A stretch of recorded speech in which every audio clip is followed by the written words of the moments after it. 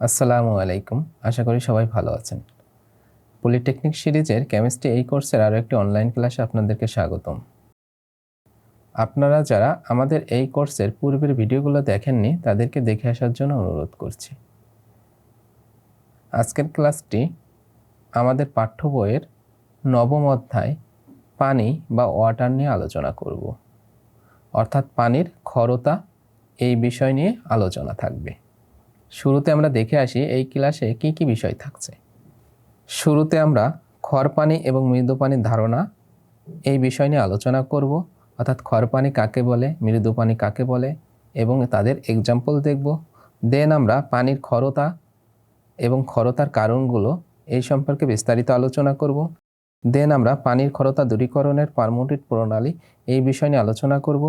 দেন আমরা ক্ষরপানি এবং মৃদু পানি ব্যবহারের সুবিধা অসুবিধা এই সম্পর্কে আলোচনা করব এবং উক্ত টপিকস থেকে যে সকল প্রশ্ন আমাদের সেমিস্টার ফাইনাল পরীক্ষায় আসার সম্ভাবনা থাকবে এবং এই টপিকস থেকে কত ধরনের প্রশ্ন কিভাবে আমাদের সামনে উপস্থাপন আকারে থাকতে পারে এই সকল প্রশ্ন নিয়ে আমরা বিস্তারিত আলোচনা করব। নাও আমরা আমাদের প্রথম টপিক ক্ষরপানি এবং মৃদু পানির ধারণা সম্পর্কে আলোচনা করব। শুরুতে আসি ক্ষরপানি। ক্ষরপানি কাকে বলে? যে পানিতে সহজে সাবানের ফেনা উৎপন্ন হয় না তাকে ক্ষরপানি বলে, যেমন সমুদ্রের পানি, ঝর্ণার পানি। অথবা আমরা এভাবে বলতে পারি, যে পানিতে ক্যালসিয়াম, ম্যাগনেসিয়াম, অ্যালুমিনিয়াম বা আয়রনের ক্লোরাইড বা সালফেট বা বাইকার্বনেট লবণ উপস্থিত থাকে সেই পানিকে বলা হয় ক্ষরপানি। যেমন সমুদ্রের পানি, ঝর্ণার পানি, নদীর পানি, পুকুরের পানি। এক কথায় যদি আমরা ক্ষরপানির উদাহরণ দিই, বৃষ্টির পানি ছাড়া পানির যত প্রকার উৎস আসে এই সকল উৎসের পানিগুলো হচ্ছে কি ক্ষরপানি। দেন আমরা মৃদু পানি নিয়ে আলোচনা করব। মৃদু পানি হচ্ছে যে পানিতে সহজে সাবানের ফেনা উৎপন্ন হয় তাকে মৃদু পানি বলে, যেমন বৃষ্টির পানি। অর্থাৎ আকাশ থেকে যে বৃষ্টি বর্ষণ হয় এই বৃষ্টির যে পানি, এই পানি হচ্ছে কি মৃদু পানি। এখন এই ক্ষরপানি এবং মৃদু পানি উভয় পানির ক্ষেত্রে কিছু সুবিধা এবং কিছু অসুবিধা আছে। যেমন ক্ষরপানির কিছু সুবিধা আছে, কিছু অসুবিধা আছে, আবার মৃদু পানির কিছু সুবিধা এবং কিছু অসুবিধা আছে। এই সম্পর্কে আমরা বিস্তারিত আমাদের এই ক্লাসের শেষের অংশে আলোচনা করব। তবে এখন কয়েকটি বিষয় আমরা জেনে রাখি।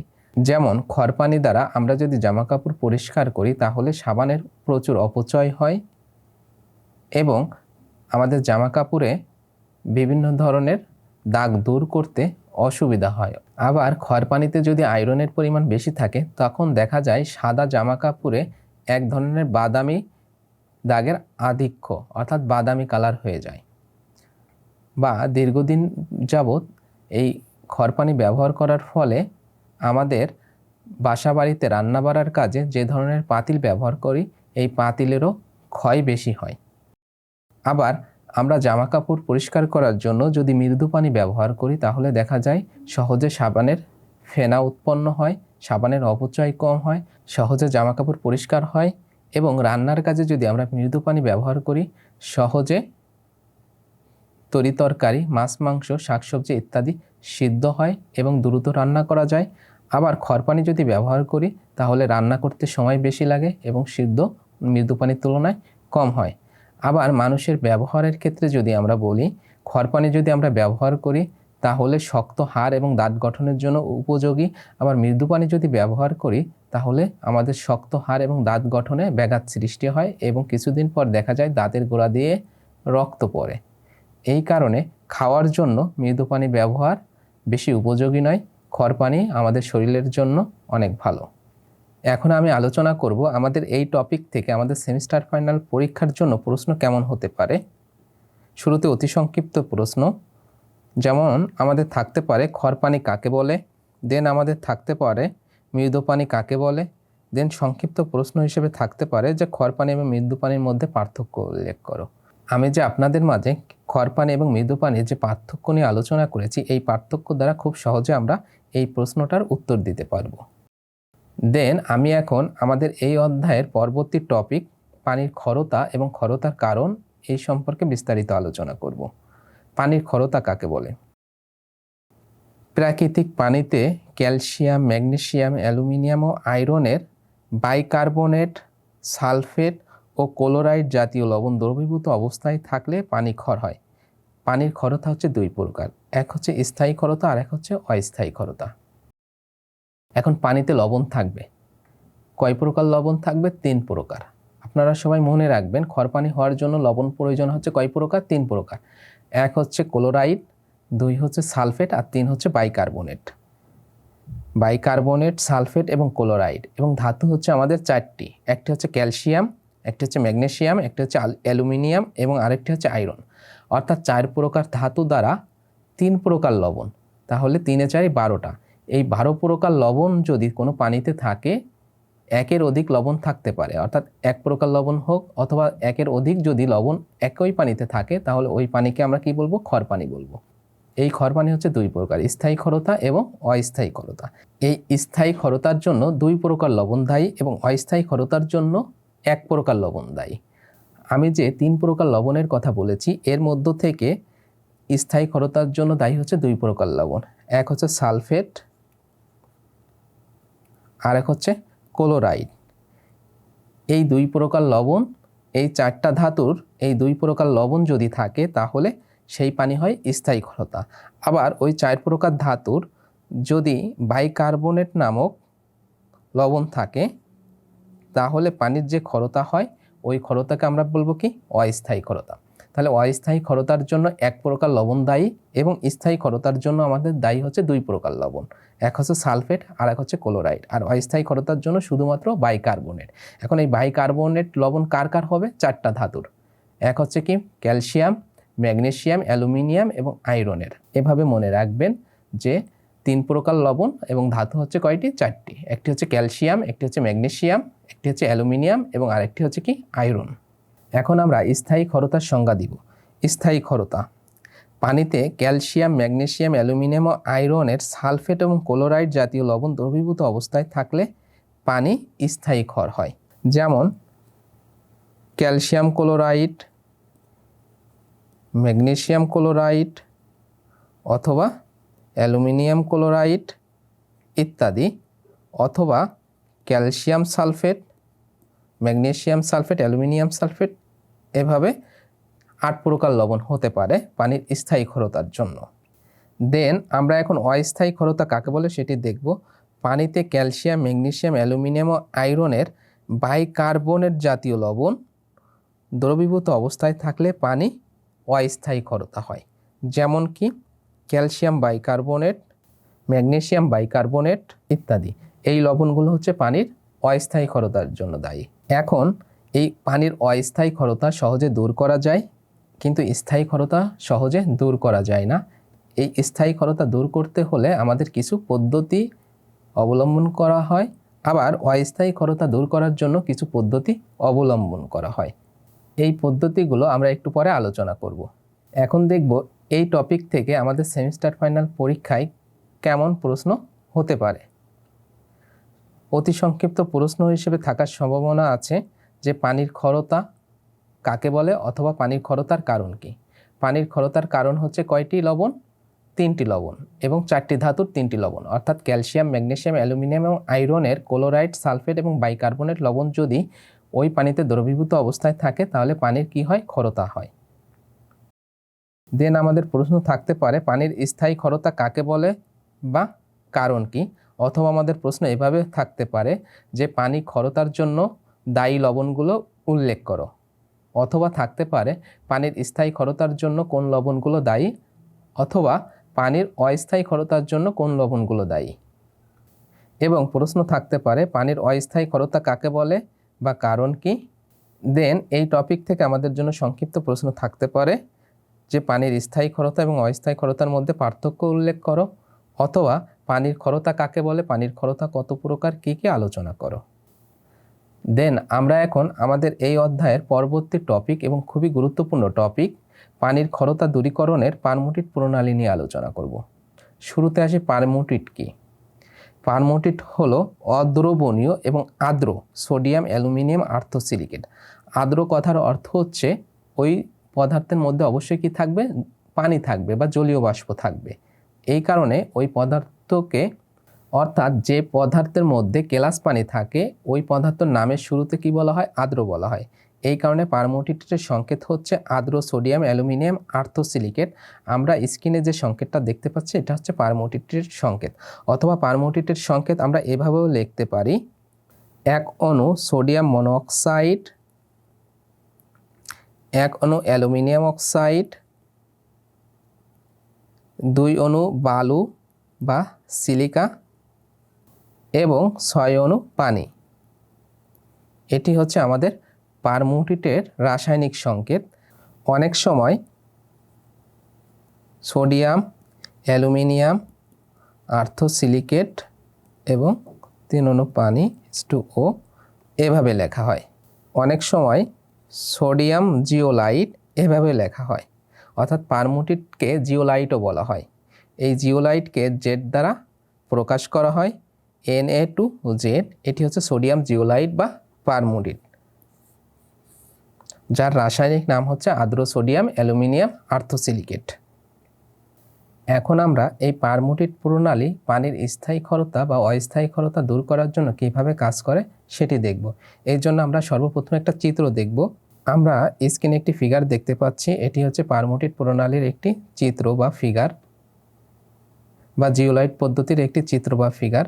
আমাদের সেমিস্টার ফাইনাল পরীক্ষায় এই টপিক থেকে প্রশ্ন থাকতে পারে যে পানির ক্ষারতা দূর করার জন্য পারমোটিট প্রণালী এর মূলনীতি আলোচনা করো, অথবা থাকতে পারে পানির ক্ষারতা দূর করার জন্য জিওলাইট পদ্ধতির মূলনীতি আলোচনা করো, অথবা প্রশ্ন থাকতে পারে যে পানির ক্ষারতা দূর করার জন্য বা পানির স্থায়ী ক্ষারতা দূর করার জন্য পারমোটিট প্রণালী আলোচনা করো, অথবা প্রশ্ন থাকতে পারে যে পানির অস্থায়ী ক্ষারতা দূর করার জন্য জিওলাইট পদ্ধতি আলোচনা করো। আমরা স্ক্রিনে যে ফিগারটা দেখতে পাচ্ছি, এই ফিগারে একটা ট্যাঙ্ক বসানো হয়। এই ট্যাঙ্কের উপরের দিকে একটা লাইন থাকে, যেই লাইনে সোডিয়াম ক্লোরাইড বা খাবার লবণের দ্রবণ এই লাইন দ্বারা প্রবেশ করানো হয় উক্ত ট্যাঙ্কে। এবং ট্যাঙ্কের উপরের দিকে আমাদের আর একটা পাইপ লাইন থাকে, যেই লাইনে হার্ড ওয়াটার অর্থাৎ খরপানি ওই পাইপ লাইন দ্বারা ওই ট্যাঙ্কের সব থেকে নিচে প্রবেশ করানো হয়। যেখানে আমাদের কি থাকে? যেখানে আমাদের ক্যালসিয়াম বা ম্যাগনেসিয়াম বা অ্যালুমিনিয়াম বা আয়রনের জিওলাইট থাকে। অর্থাৎ এইখানে আমাদের হার্ড ওয়াটারগুলো এই নিচের দিকে, ট্যাঙ্কের নিচের দিকে থাকে। আমরা যখন এই পাইপ লাইন দ্বারা হার্ড ওয়াটার বা খরপানি প্রবেশ করাবো, কিসের মাধ্যমে প্রবেশ করাবো? প্রেসার দিয়ে, চাপ দিয়ে বা পাম্পের মাধ্যমে প্রবেশ করাবো, তখন পাম্পের চাপের কারণে এই পানির উপরের দিকে একটা স্তর থাকে, যে স্তরটার মধ্যে পাথর থাকে বা পাথর কুচি থাকে। আমরা স্ক্রিনে অ্যাশ কালারের একটা স্তর দেখতে পাচ্ছি। এই স্তরের মধ্যে থাকে হচ্ছে পাথর কুচি বা পাথর থাকে, এবং এই স্তরের উপরে আরেকটি স্তর থাকে, যে স্তরে কি থাকে? বালি থাকে বা স্যান্ড। এই বালির উপরে আর একটা স্তর থাকে, যে স্তরে এই পারমোটিট বা সোডিয়াম জিওলাইটকে রাখা হয়। এই সোডিয়াম জিওলাইটের সংস্পর্শে হার্ড ওয়াটার যখন আসে, তখন এই সোডিয়াম জিওলাইটের সাথে বিক্রিয়া করে উক্ত ধাতুগুলোর জিওলাইট তৈরি করে এবং সোডিয়াম লবণ তৈরি করে, যার ফলে পানিগুলো কি হয়ে যায়? সফট পানি হয়ে যায়।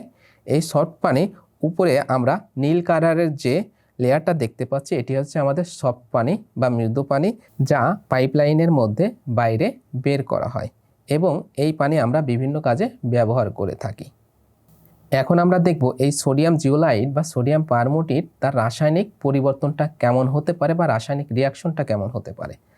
যেমন আমাদের যদি পানি স্থায়ী ক্ষারতা হয়, স্থায়ী ক্ষারতার মধ্যে লবণ থাকতে পারে ক্যালসিয়াম ক্লোরাইড বা ক্যালসিয়াম সালফেট। আমরা ধরে নিলাম আমাদের কাছে স্থায়ী ক্ষারতা এক প্রকার পানি আছে, যে পানির মধ্যে ক্যালসিয়াম ক্লোরাইড নামক লবণ দ্রবীভূত অবস্থায় আছে। এই ক্যালসিয়াম ক্লোরাইড লবণ সোডিয়াম জিওলাইট এটার সাথে বিক্রিয়া করে calcium zeolite plus sodium chloride লবণ উৎপন্ন করে। এই সোডিয়াম ক্লোরাইড লবণটা খরপানির জন্য দায়ী নয়। অর্থাৎ এই সোডিয়াম ক্লোরাইড বা খাবার লবণ যদি কোনো পানিতে দ্রবীভূত অবস্থায় থাকে, ওই পানিকে আমরা খরপানি বলতে পারবো না। আমরা বিক্রিয়ার সাহায্যে দেখতে পাচ্ছি সোডিয়াম জিওলাইটের কারণে খরপানি মৃদু পানিতে রূপান্তরিত হচ্ছে। কিভাবে রূপান্তরিত হয়? আমাদের যদি কোনো ধাতুর লবণ থাকে এবং তার সাথে সোডিয়াম জিওলাইট বা সোডিয়াম পারমোটেট থাকে, তখন কি হয়, উক্ত ধাতু জিওলাইট তৈরি করে এবং সোডিয়াম ক্লোরাইড বা খাবার লবণ তৈরি করে। দেন পানিতে যদি অস্থায়ী ক্ষারতা হয় তাহলে ওই পানিতে অবশ্যই কি থাকবে, বাইকার্বনেট লবণ দ্রবীভূত অবস্থায় থাকবে। আমরা ধরে নিই পানিতে ক্যালসিয়াম বাইকার্বনেট নামক লবণ দ্রবীভূত অবস্থায় আছে। ক্যালসিয়াম বাইকার্বনেটের সংকেত হচ্ছে CaH2CO3। এটি হচ্ছে ক্যালসিয়াম বাইকার্বনেট লবণ। এই ক্যালসিয়াম বাইকার্বনেট লবণ সোডিয়াম জিওলাইটের সাথে বিক্রিয়া করে কি তৈরি করবে, ক্যালসিয়াম জিওলাইট প্লাস সোডিয়াম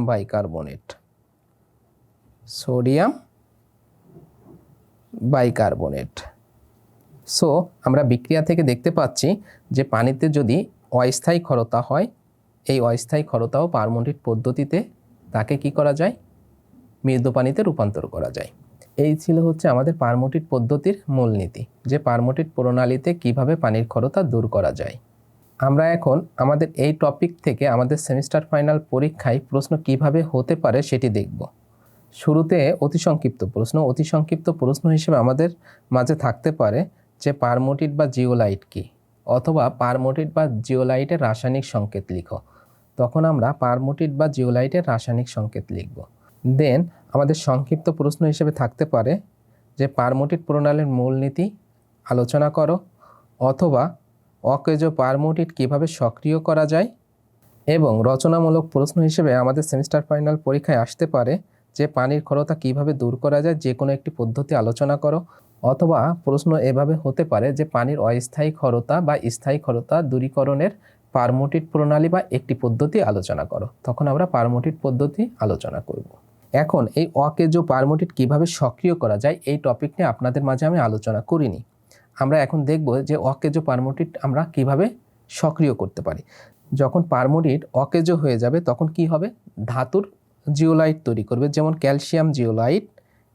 এই ক্যালসিয়াম জিওলাইট যদি তৈরি হয়ে যায় তখন আমরা এই ক্যালসিয়াম জিওলাইটের মধ্যে সোডিয়াম ক্লোরাইড বা খাবার লবণের দ্রবণ কি করব, চালনা করার ফলে আমাদের তৈরি হবে sodium zeolite plus calcium chloride. এখন আমরা যদি এই অকেজো পারমোটেটের মধ্য দিয়ে যদি সোডিয়াম ক্লোরাইড বা খাবার লবণের দ্রবণ চালনা করি তখন এই অকেজো পারমোটেট সক্রিয় হয়ে যাবে। অথবা পানির ক্ষারতা দূরীকরণের পারমোটেট প্রণালী বর্ণনা করো। আমাদের প্রশ্ন এভাবে হতে পারে। এই প্রশ্নটা হওয়ার সম্ভাবনা অনেক বেশি, কেননা এই প্রশ্নটা এই আকারে অনেক বছরই আমাদের সেমিস্টার ফাইনাল পরীক্ষায় এসেছে। অথবা পারমোটেট কাকে বলে, এই পারমোটেটের সাহায্যে কিভাবে পানির স্থায়ী ক্ষারতা দূরীকরণ করা যায় বর্ণনা করো। আমাদের প্রশ্ন এভাবে হতে পারে। দেন আমরা এখন আমাদের এই অধ্যায়ের লাস্ট টপিক খড়পানি এবং মৃদু পানি ব্যবহারের সুবিধা ও অসুবিধা নিয়ে আলোচনা করব। খড়পানি ব্যবহারের কি সুবিধা? খড়পানি আমাদের শক্ত হাড় এবং দাঁত গঠনের জন্য উপযোগী, বা শিশুর জন্য শক্ত হাড় এবং দাঁত গঠনের জন্য খড়পানি খুবই উপযোগী। যদি নিয়মিত খড়পানি ব্যবহার করা হয় তাহলে হাড় শক্ত হয় এবং দাঁতও শক্ত হয়। আবার খড়পানি যদি আমরা নিয়মিত পান করি তাহলে আমাদের শরীরের জন্য প্রয়োজনীয় লবণগুলো অনেক গুরুত্বপূর্ণ। আবার খড়পানির অসুবিধাও আছে। অসুবিধা কি কি? অসুবিধা হচ্ছে আমরা যদি খড়পানি আমাদের রান্নাবাড়ার কাজে ব্যবহার করি তাহলে শাক সবজি, মাছ, মাংস, তরকারি ইত্যাদি সহজে সিদ্ধ হয় না। আবার আমরা যে পাতিলগুলো ব্যবহার করি সহজে পাতিলগুলো নষ্ট হয়ে যায়। আমরা যদি জামা কাপড় পরিষ্কার করার কাজে খড়পানি ব্যবহার করি তাহলে সহজে জামা কাপড় পরিষ্কার হতে চায় না এবং সাবানের অপচয় বেশি হয়। এখন আমরা মৃদু পানির সুবিধা অসুবিধা নিয়ে আলোচনা করব। মৃদু পানির সুবিধা হচ্ছে আমরা যদি রান্না করার কাজে মৃদু পানি ব্যবহার করি তাহলে সহজে রান্না হয় এবং মাছ, মাংস, শাকসবজি, ফলমূল ইত্যাদি সহজে সিদ্ধ হয়। আবার মৃদু পানি দ্বারা যদি আমরা জামা কাপড় পরিষ্কার করি তাহলেও জামা কাপড়গুলো সহজে পরিষ্কার হয়, সাবানের অপচয় কম হয়।